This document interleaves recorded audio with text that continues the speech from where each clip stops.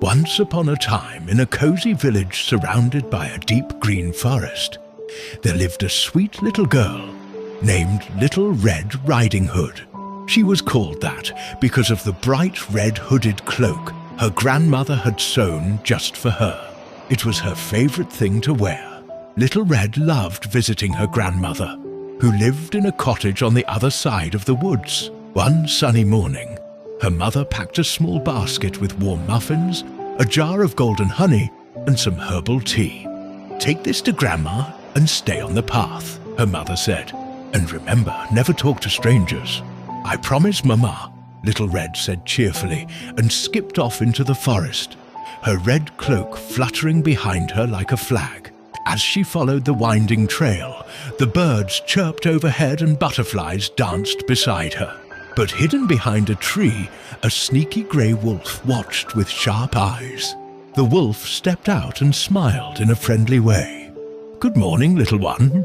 Where are you going with that lovely basket?" "To visit my grandmother," Little Red replied politely. "She's not feeling well, so I'm bringing her some treats." "Ah," said the wolf, pretending to care. "What a kind girl you are. Wouldn't some fresh flowers make her feel even better? There's a meadow just over there." Little Red looked and saw a sunny patch full of colourful wildflowers. "That's a great idea," she said, and walked over to pick a few. While she gathered flowers, the wolf dashed off to Grandma's cottage, his paws barely making a sound. When he arrived, he knocked on the door. Grandma, who was resting in bed, called out, "Come in!" But when she saw the wolf, she gasped. Quick as a flash, he locked her in the closet and put on her cap and glasses. A little while later, Little Red arrived and knocked. "Grandma, it's me," she called. "I brought you muffins and honey." "Come in, my dear," the wolf said in a high, squeaky voice. Little Red stepped inside but paused. Something felt strange. "Grandma, what big eyes you have," she said slowly. "The better to see you with, my dear," the wolf replied. "And what big ears you have, the better to hear you with. And what big teeth you have," Little Red said, taking a step back.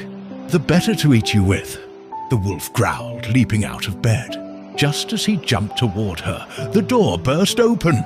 A brave woodsman had been passing by and heard the strange voices.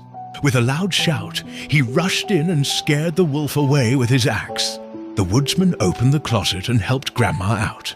She gave Little Red a big, relieved hug.